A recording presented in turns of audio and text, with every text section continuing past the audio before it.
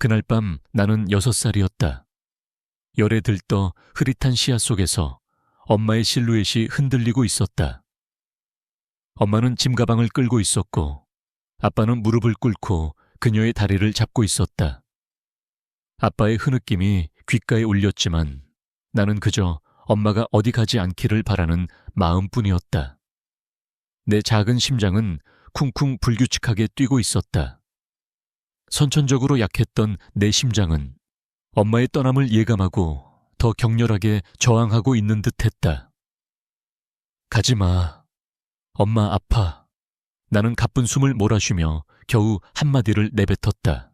엄마는 내 쪽을 잠시 돌아보았다.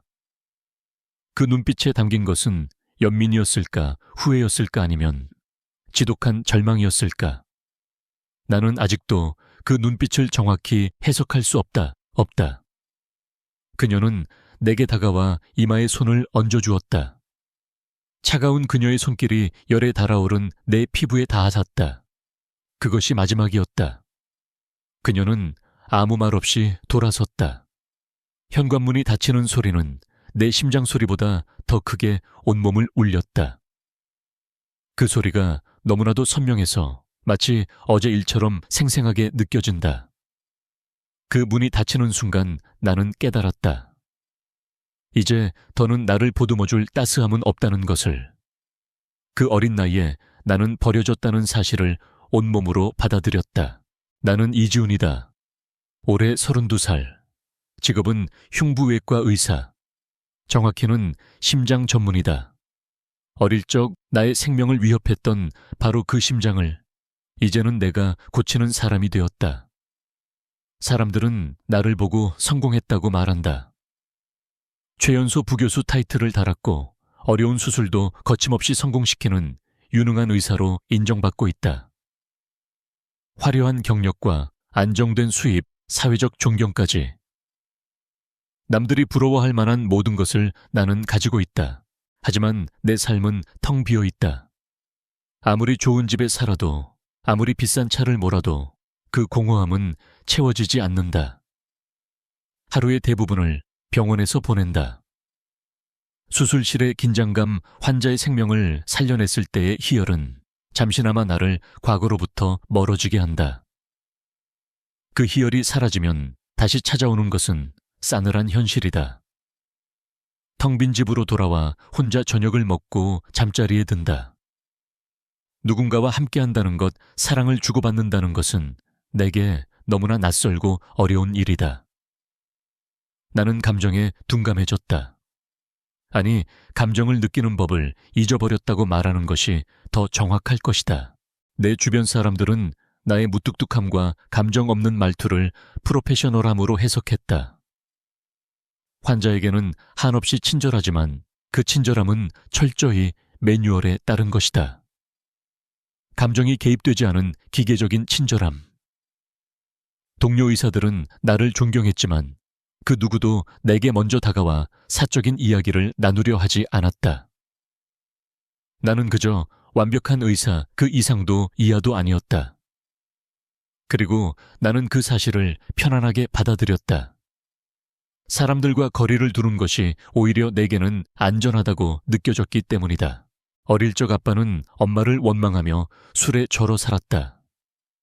아빠의 유일한 관심사는 내게 남아있는 엄마의 흔적을 지우는 것이었다. 그는 엄마의 사진을 모두 태웠고 엄마의 이름이 언급될 때마다 분노했다. 내가 선천성 심장병을 앓고 있었기에 아빠는 나를 불쌍히 여겼지만 동시에 그가 사랑했던 여자를 잃게 만든 원인이라고 생각하는 듯했다. 나는 그 사실을 어린 나이에도 어렴풋이 느낄 수 있었다. 그래서 나는 울지 않았다. 아프다고 말하지 않았다. 그냥 조용히 혼자 견뎌냈다. 모든 감정을 숨기고 착한 아이처럼 행동했다. 그게 내가 살아남는 유일한 방법이었다. 아빠는 내가 의사가 되었을 때 진심으로 기뻐했다. 우리 지훈이 이제 성공했네. 그의 목소리에는 자부심이 가득했다. 하지만 그로부터 몇 년 후 그는 지병으로 세상을 떠났다. 장례식장에는 사람이 많지 않았다. 아빠의 친구들이 대부분이었고 나는 묵묵히 그 자리를 지켰다. 아빠가 세상을 떠난 후 나는 정말 혼자가 되었다. 그 어떤 끈도 나를 세상과 이어주지 못했다. 내가 가진 것은 오직 의사라는 직업과 내 안에 깊숙이 박힌 버려졌다는 상처뿐이었다. 어느 날 밤이었다. 수술을 마치고 밤늦게까지 병원 서류를 정리하고 있었다. 쌓여있는 환자들의 차트와 검사 결과지들. 나는 무심코 새로 입원한 환자의 차트를 집어들었다. 환자의 이름은 김민서 60세 여성. 심실 빈맥으로 입원했고 시급한 수술이 필요하다는 소견이 붙어 있었다. 나는 차트 내용을 훑어보다가 문득 그 이름을 다시 한번 쳐다봤다. 김민서. 너무나 흔한 이름이었다. 하지만 내 심장은 그 흔한 이름 앞에서 다시 한번 쿵쿵 불규칙하게 뛰기 시작했다. 마치 오래전의 그날 밤처럼 내 엄마의 이름, 내가 마지막으로 들었던 그 이름, 아빠가 지우려 했지만 내 기억 속에서 단 한순간도 사라지지 않았던 그 이름. 나는 몸이 굳어버린 채 차트를 들고 있었다. 손이 미세하게 떨리고 있었다. 그럴 리가 없다고 그저 흔한 동명이인일 뿐이라고 애써 스스로를 달랬다. 하지만 심장이 쿵쿵거리는 소리는 내 이성적인 판단을 무너뜨렸다. 나는 떨리는 손으로 환자의 주민등록번호와 보호자 정보를 확인했다. 주민등록번호는 달랐지만 생년월일은 똑같았다. 그리고 보호자의 이름은 낯선 남자와 여자의 이름이 적혀 있었다. 나는 차트를 덮었다. 아니, 덮으려 했지만 손이 말을 듣지 않았다. 눈은 이미 환자의 사진을 향하고 있었다. 25년이라는 세월이 흐른 얼굴. 주름지고 나이든 모습이었지만 나는 한눈에 알아볼 수 있었다. 그녀의 눈매 코끝 그리고 입술에 작은 점까지.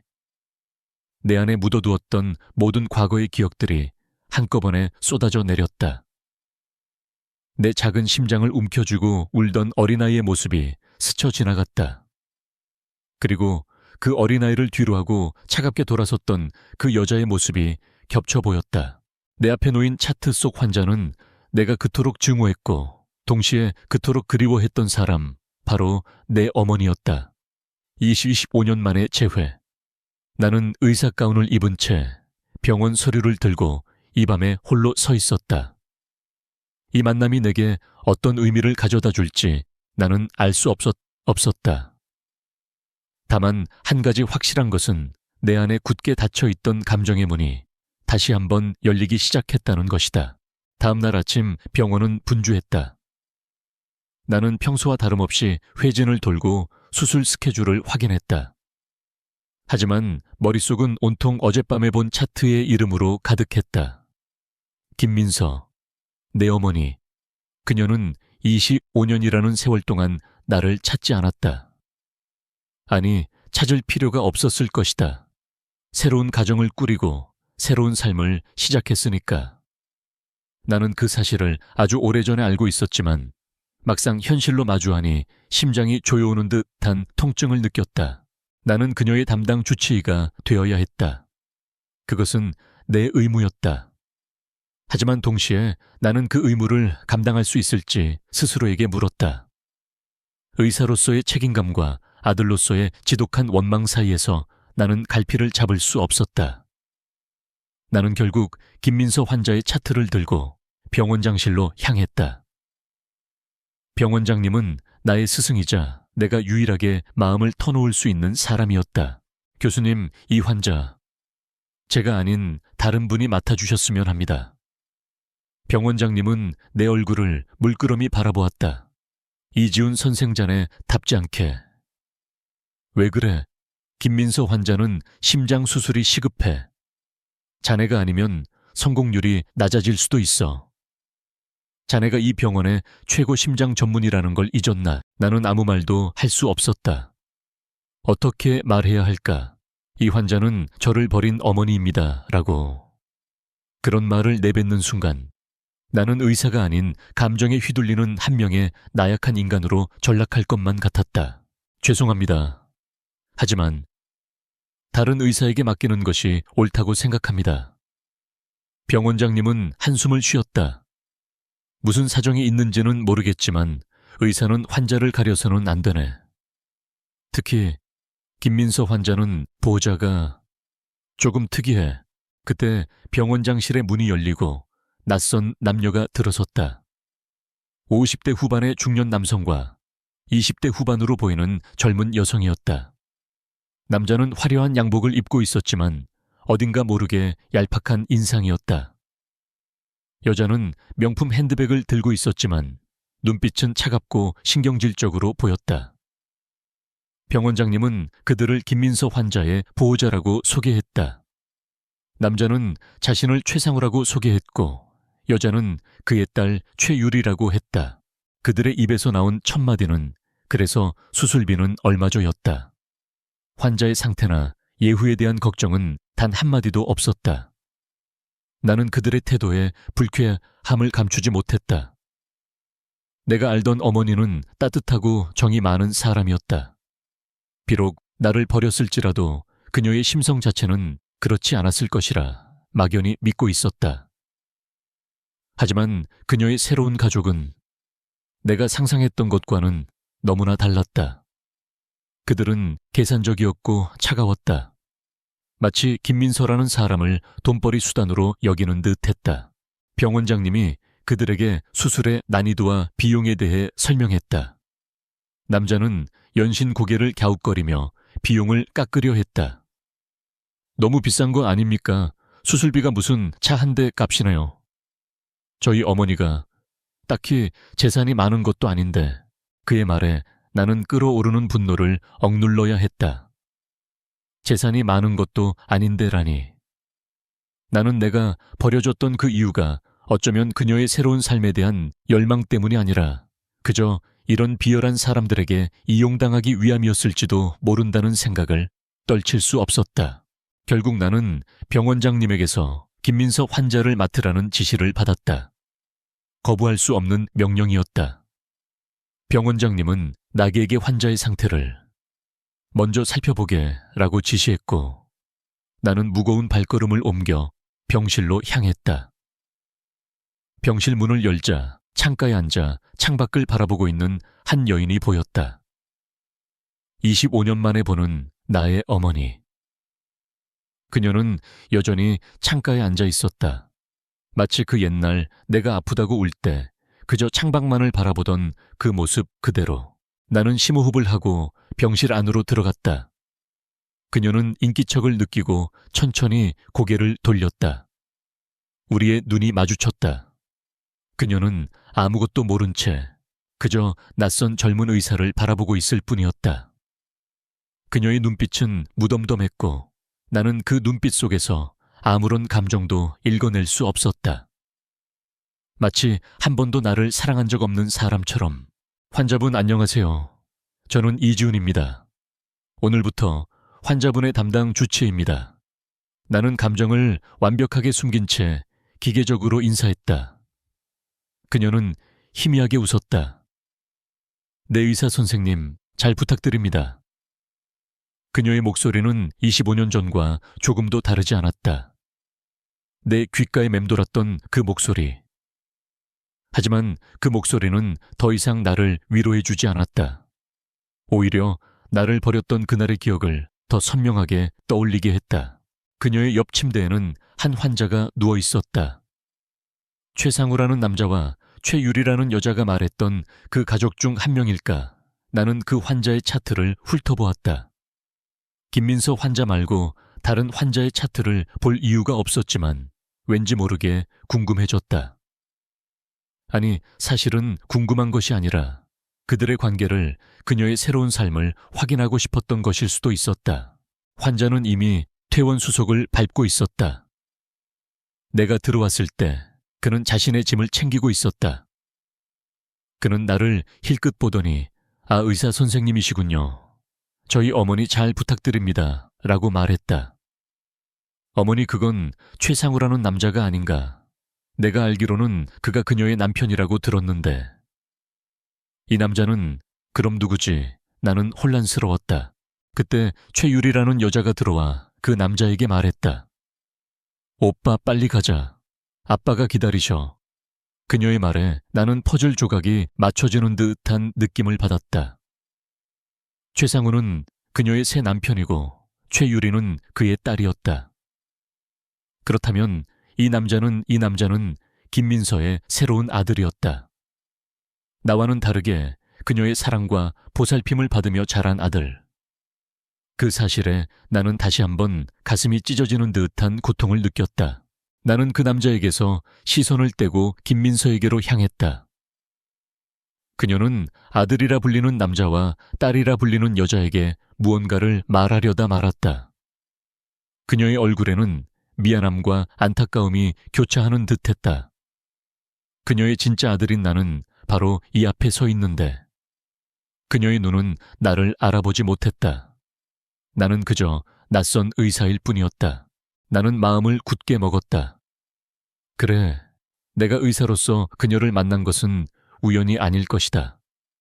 어쩌면 이것은 하늘이 내게 준 기회일지도 모른다. 그녀가 나를 버렸던 이유를 직접 확인하고 그녀의 새로운 삶이 얼마나 행복한지, 그 행복에 내가 버려진 가치가 있는지 눈으로 확인하는 기회. 그리고 만약 그녀의 행복이 얄팍한 욕망과 위선으로 쌓아 올린 것이라면 나는 그 모든 것을 무너뜨리고 싶었다. 내 안의 차가운 분노가 다시 한번 솟구쳤다. 나는 그 감정을 숨긴 채 그녀에게 말했다. 걱정하지 마세요, 환자분. 제가 반드시 건강하게 만들어 드리겠습니다. 그녀는 다시 한번 희미하게 웃었다. 그 웃음은 왠지 모르게 슬퍼 보였다. 나는 그 슬픔이 나 때문인지 아니면 그녀의 새로운 가족 때문인지 알 수 없었다. 하지만 나는 곧 알게 될 것이다.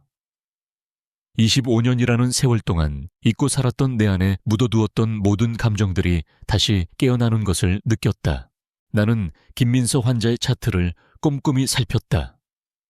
25년 전 선천성 심장병으로 고통받던 어린 아들의 심장병을 고치지 못하고 절망했던 그녀의 모습이 떠올랐다. 그리고 25년 후 그녀 자신이 심장병으로 내 앞에 나타났다. 이 기막힌 아이러니에 나는 쓴웃음을 지을 수밖에 없었다. 그녀의 병은 심실빈맥, 시급한 수술이 필요했다.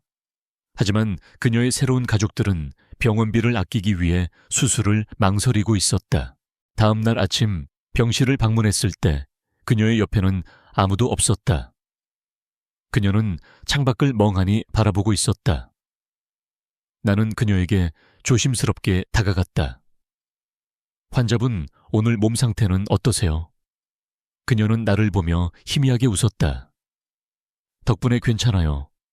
의사 선생님, 그녀의 얼굴에는 어제 보았던 슬픔이 여전히 드리워져 있었다. 나는 그 슬픔이 왜인지 궁금했다. 어쩌면 나를 버린 죄책감 때문일 수도 있고 아니면 새로운 가족들에게 외면당하는 현실 때문일 수도 있었다. 보호자분들은요, 수술 날짜에 대해 논의해야 하는데요. 내 말에 그녀는 고개를 숙였다. 남편이랑 딸이 잠시 일이 있어서요. 수술은 글쎄요. 좀 더 생각해 보겠다고 하네요. 그녀의 목소리에는 힘이 없었다. 나는 분노가 치밀어 올랐다. 이기적인 최상우와 최유리 때문에 그녀는 죽을 수도 있었다. 나는 그들의 비열함에 대해 그녀에게 직접 말해주고 싶었다. 하지만 의사로서의 본분을 지켜야 했다. 나는 조심스럽게 말을 골랐다. 환자분, 솔직히 말씀드리겠습니다. 수술이 늦어질수록 위험성은 커집니다. 가족분들이 재정적인 문제 때문에 망설이신다면 병원 사회복지사분들과 상담해보는 것도 좋은 방법입니다. 환자분의 생명보다 중요한 것은 없습니다. 내 말에 그녀는 눈물을 글썽였다. 의사 선생님, 감사합니다.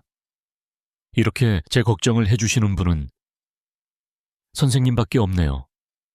그녀의 말에 나는 가슴이 아팠다. 25년이라는 세월 동안 그녀는 얼마나 외롭게 지냈을까? 나를 버리고 얻은 행복이 이토록 얄팍한 것이었을까? 그날 이후 나는 그녀의 병실을 더 자주 찾았다. 단순히 의사로서의 책임감 때문만은 아니었다. 나는 그녀의 삶을, 그녀의 내면을 들여다보고 싶었다. 그녀가 왜 나를 버릴 수밖에 없었는지, 그리고 25년이라는 시간 동안 나를 단 한 번이라도 떠올려 본 적은 있었는지 알고 싶었다. 나는 그녀와 일상적인 이야기를 나누었다. 어릴 적 꿈이 무엇이었는지, 어떤 음식을 좋아했는지, 새로 생긴 남편과 딸과의 관계는 어떤지. 그녀는 처음에는 조심스럽게 대답했지만 점차 마음을 열고 자신의 이야기를 들려주었다. 그녀는 25년 전 나를 버리고 최상우와 재혼했다. 그는 그녀에게 따뜻하게 다가왔고 가난과 병으로 지쳐있던 그녀의 마음을 흔들었다. 그녀는 그와의 결혼을 통해 새로운 삶을 시작할 수 있을 것이라 믿었다. 하지만 현실은 달랐다. 최상우는 겉으로는 다정했지만 속으로는 계산적이고 이기적인 사람이었다. 그의 딸 최유리 또한 어머니에게 냉정했고 오직 돈에만 관심이 있었다. 그녀는 그들의 눈치를 보며 힘겨운 나날을 보내고 있었다. 어릴 적에 저도 선생님처럼 의사가 되고 싶었어요. 하지만 집안이 가난해서 그 꿈을 포기해야 했죠. 대신 그림을 그리는 것을 좋아해서 화가가 되려고 했어요. 그런데 결국은 이도 저도 아니게 되었네요. 그녀의 눈빛은 아련했다. 나는 그 눈빛에서 25년 전 나를 버렸던 그 여자의 모습을 다시 보았다. 그녀는 나를 버리고 행복해진 것이 아니었다. 그녀 또한 나름의 고통과 상처를 안고 살아가고 있었다. 나는 그녀에 대한 원망과 함께 알 수 없는 연민을 느꼈다. 나는 그녀에게 그림을 그려보라고 권유했다. 여기 병원에는 미술 치료 프로그램도 있어요. 한번 해보시는 게 어떠세요? 내 제안에 그녀는 놀란 눈으로 나를 바라보았다. 의사 선생님, 감사합니다. 저에게 그런 말씀 해주시는 분은 선생님밖에 없어요. 그녀는 그날부터 그림을 그리기 시작했다. 처음에는 서툴렀지만 점차 그녀의 그림에는 생기가 돌기 시작했다. 그녀의 그림 속에는 꽃밭 푸른 바다, 그리고 아이의 모습이 담겨 있었다. 나는 그 그림을 보며 가슴이 먹먹해졌다. 그녀의 마음속에는 여전히 아름다운 세상과 아이에 대한 그리움이 남아 있었던 것이다. 어느 날 그녀가 나에게 조심스럽게 물었다. 의사 선생님, 혹시 선생님에게도 아들이 있으신가요? 나는 그녀의 질문에 잠시 숨을 멈췄다. 어떻게 대답해야 할까? 나는 아들이자 동시에 그녀를 버린 사람의 아들이었다. 저는 결혼하지 않았습니다. 내 대답에 그녀는 실망한 듯한 표정을 지었다. 아니, 그럴 리가 없는데 선생님을 보면 왠지 모르게 제 아들 생각이 나요. 그 아이도 지금쯤 선생님처럼 훌륭하게 자랐을 텐데. 그녀의 말에 나는 눈물이 핑 돌았다. 그녀의 기억 속에 나는 여전히 어린 아들의 모습으로 남아 있었다. 그녀는 나를 버렸지만 동시에 나를 잊지 못하고 있었다. 나는 그 사실에 분노해야 할지 아니면 안도해야 할지 알 수 없었다. 그날 밤 나는 잠을 이룰 수 없었다. 그녀의 그림 속에 담겨있던 아이의 모습이 계속해서 내 눈앞에 아른거렸다. 그녀는 나를 버렸지만 그녀의 마음속에는 여전히 내가 살아있었다. 나는 그녀의 그림을 보며 그녀의 고통을 조금이나마 이해하게 되었다.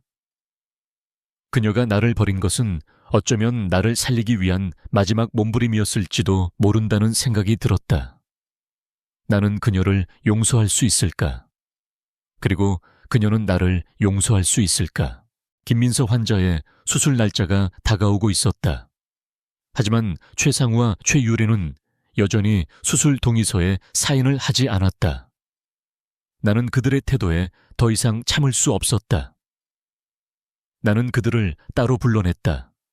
환자분의 상태는 더 이상 미룰 수 없습니다. 지금 당장 수술하지 않으면 생명이 위험합니다. 내 단호한 말에 최상구는 머뭇거렸다. 아니, 의사 선생님, 저희도 어머니 생명이 중요하죠.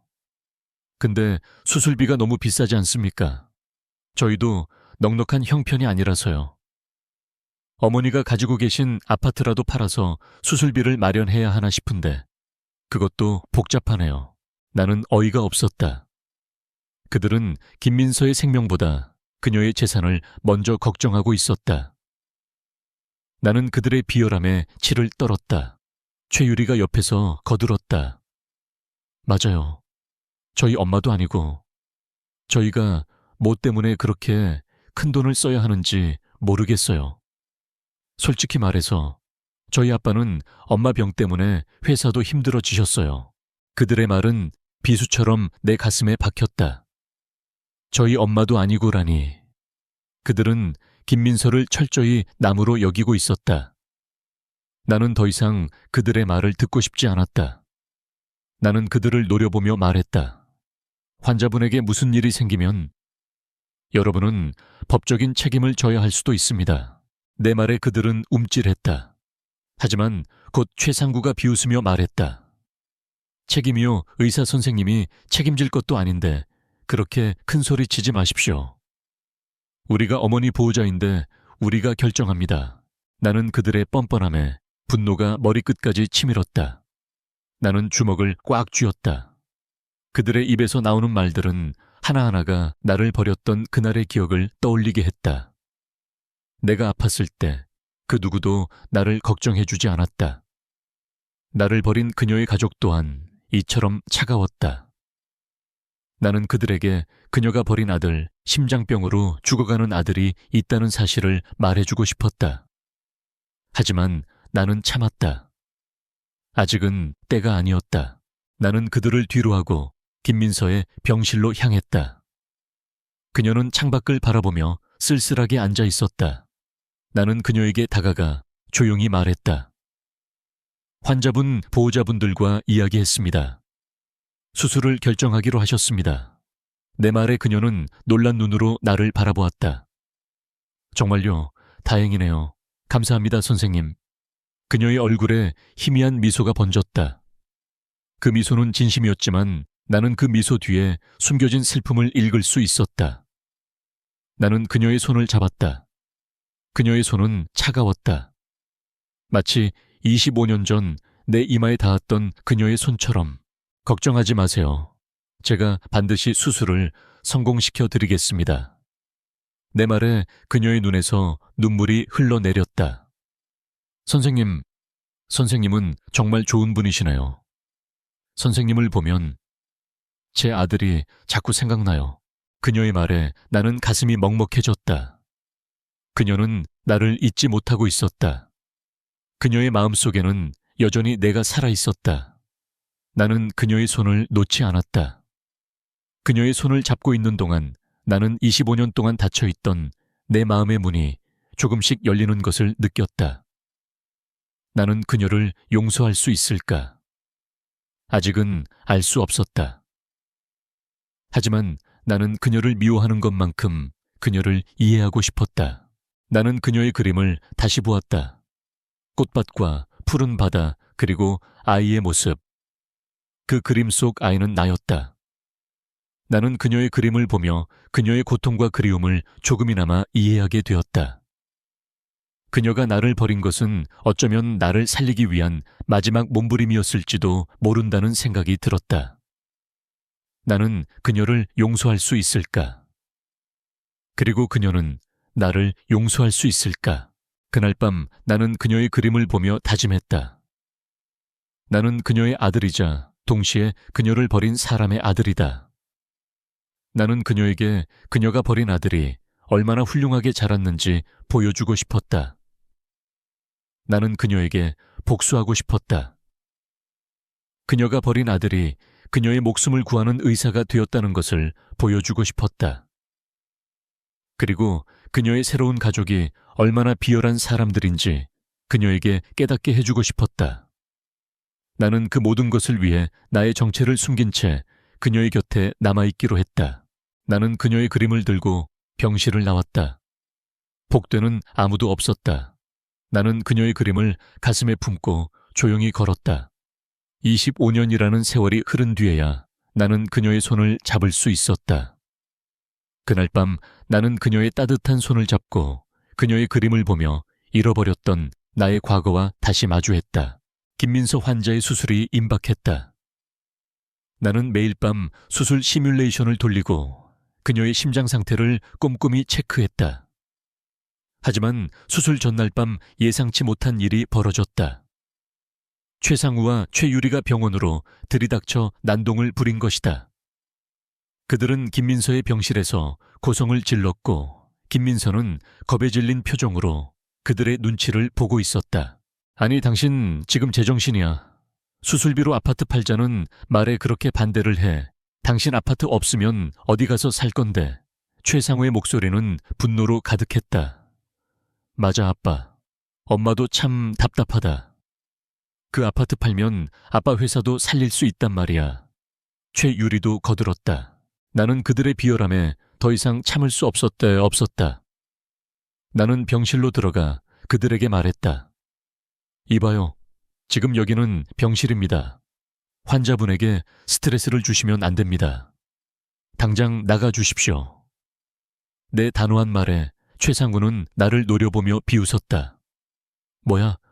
당신이 뭔데 참견이야. 당신은 그냥 의사일 뿐이잖아. 수술비도 다 내주지 않으면서 왜 참견이야? 그들의 말은 내 가슴에 깊은 상처를 남겼다. 나는 그들의 비열함에 치를 떨었다. 그 순간 나는 결심했다. 더 이상 숨길 필요가 없다고. 나는 그들에게 내 정체를 밝히기로 했다. 나는 그들을 데리고 병원장실로 향했다. 병원장님도 사태의 심각성을 인지하고 우리를 기다리고 있었다. 나는 최상구와 최유리 그리고 병원장님 앞에서 조용히 말했다. 최상구 씨, 최유리 씨, 당신들이 그렇게 탐내는 김민서 씨의 재산, 그거 사실은 제 겁니다. 내 말에 그들은 어이가 없다는 표정을 지었다. 최상구가 코웃음을 치며 말했다. 뭐라고? 당신이 김민서의 재산이라고? 무슨 헛소리야? 헛소리 아닙니다. 김민서 씨는 25년 전 저를 버리고 당신과 재혼했습니다. 그때 저는 심장병을 앓고 있었죠. 하지만 저는 죽지 않았습니다. 저는 살아남았고 당신들이 그렇게 탐내는 심장 전문의가 되었습니다. 그리고 김민서 씨의 아파트 그녀가 가진 모든 재산은 사실 제가 제 이름으로 사준 겁니다. 내 말에 그들은 경악했다. 최상우의 얼굴은 붉게 변했고 최유리의 눈은 흔들렸다. 그들은 내가 거짓말을 한다고 생각했지만 나는 그들에게 증거를 제시했다. 변호사를 통해 준비한 서류들을 그들 앞에 내밀었다. 아파트 등기부등본 김민서 명의의 통장 내역, 그리고 그녀가 가진 모든 재산이 사실은 내 이름으로 되어 있다는 증명 서류까지. 나는 그들의 눈을 똑바로 보며 말했다. 당신들이 김민서 씨에게 접근한 이유 다 압니다. 그녀의 재산을 탐냈기 때문이죠. 하지만 그 재산은 당신들이 탐낼 수 있는 것이 아닙니다. 김민서 씨는 당신들에게 이용당한 겁니다. 당신들은 그녀의 마음을 가지고 놀았고 그녀를 절망에 빠뜨렸습니다. 저는 그 대가를 반드시 치르게 할 겁니다. 최상구는 믿을 수 없다는 듯 허둥지둥 변명하기 시작했다. 아니, 그게 아니라 당신이 오해한 겁니다. 우리는 정말로 김민서 씨를 사랑해서. 닥치세요. 나는 그들의 말을 끊었다. 당신들의 사랑이 어떤 것인지 나는 똑똑히 봤습니다.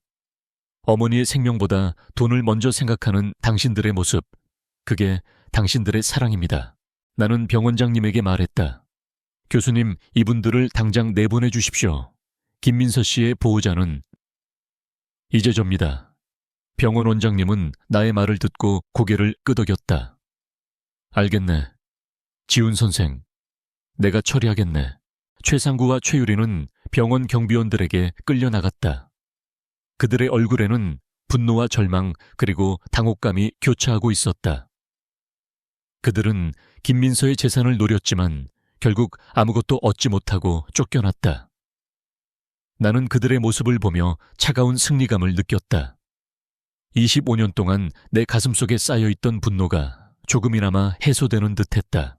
하지만 그와 동시에 나는 깊은 허탈감을 느꼈다. 내가 원했던 것은 복수였을까? 내가 원했던 것은 그들의 비참한 모습이었을까? 나는 김민서의 병실로 돌아왔다. 그녀는 내 이야기를 듣고 충격에 빠져 있었다. 그녀의 눈은 붉게 충혈되어 있었고 눈물은 마르지 않았다. 나는 그녀의 옆에 앉아 그녀의 손을 잡았다. 어머니, 저 지훈이에요. 어머니가 버렸던 그 아이 이지훈입니다. 내 말에 그녀는 흐느끼기 시작했다. 그녀의 눈에서는 뜨거운 눈물이 쏟아져 내렸다. 그녀는 아무 말도 할 수 없었다. 그저 내 손을 잡고 하염없이 울기만 했다. 나는 그녀의 울음소리를 들으며 25년 전의 그날 밤을 떠올렸다. 내가 아파서 울고 있을 때 그녀는 차갑게 돌아섰다. 하지만 지금 그녀는 내 앞에서 나를 보며 울고 있었다. 복수는 끝났다. 하지만 내 마음속에는 여전히 깊은 상처가 남아 있었다. 나는 그녀의 눈물을 닦아주었다. 그리고 그녀에게 말했다. 울지 마세요, 어머니. 이제 제가 어머니 곁에 있을게요. 수술은 성공적으로 끝났다. 김민서 씨의 심장은 다시 힘차게 뛰기 시작했다. 나는 그녀의 회복을 위해 최선을 다했다. 매일 아침 저녁으로 그녀의 병실을 찾아 그녀의 상태를 확인했다. 그녀는 이제 더 이상 창밖을 멍하니 바라보지 않았다. 그녀는 내 손을 잡고 내가 가져다 준 그림책을 들여다보며 조용히 미소 짓고 있었다. 지훈아, 엄마가 미안해. 그녀는 회복하는 내내 내게 사과했다. 25년 동안 가슴속에 묻어두었던 죄책감과 후회가 한꺼번에 터져 나왔다. 그녀는 내가 얼마나 힘들었을지, 얼마나 아팠을지, 얼마나 외로웠을지 나에게 묻고 또 물었다. 나는 그녀의 질문에 대답하지 않았다. 그저 그녀의 손을 잡고 그녀의 이야기를 들어주었다. 그녀가 나를 버렸을 때 나에게는 아무도 없었다. 하지만 지금 그녀에게는 내가 있었다. 나는 그녀의 이야기를 들으며 그녀의 삶을 조금씩 이해하게 되었다. 그녀는 나를 버리고 최상구와 재혼했지만 그들의 삶은 행복하지 않았다. 최상구는 겉으로는 다정했지만 속으로는 차갑고 계산적인 사람이었다. 그는 그녀의 돈을 노리고 결혼했고 그녀의 재산을 자신의 사업에 투자했다. 하지만 사업은 실패했고 그는 그녀의 돈을 모두 탕진했다. 그녀는 그 사실을 알고 절망했지만 그에게서 벗어날 수 없었다. 그녀는 그에게서 벗어나려 할 때마다 협박과 폭행에 시달려야 했다. 그녀는 내가 버려진 후 또 다른 지옥 속에서 살고 있었던 것이다. 나는 그녀의 이야기를 들으며 복잡한 감정에 휩싸였다. 나는 그녀를 증오했다. 나를 버리고 떠난 그녀를 용서할 수 없었다. 하지만 동시에 나는 그녀가 불쌍했다. 그녀 또한 나처럼 불행한 삶을 살고 있었다. 그녀는 나를 버렸지만 동시에 나를 잊지 못하고 있었다. 그녀는 내가 살아있다는 것을 알았을 때 얼마나 기뻐했을까. 그리고 내가 그녀를 버리지 않고 곁에 있어 준다는 것을 알았을 때 얼마나 고마워했을까. 어느 날 그녀가 내게 말했다. 지훈아, 이제 괜찮아. 이제는 괜찮아. 뭐가요, 어머니, 이제는 죽어도 괜찮아. 네가 살아있다는 것을 알았으니까. 네가 내 옆에 있어 주니까. 이제는 더 이상 바랄 게 없어. 그녀의 말에 나는 눈물을 참을 수 없었다. 나는 그녀를 껴안고 하염없이 울었다.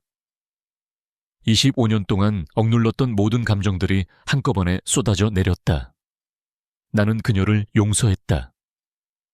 아니, 정확히 말하면 그녀를 용서할 필요가 없었다. 그녀는 이미 스스로를 용서할 수 없을 만큼 고통받고 있었으니까.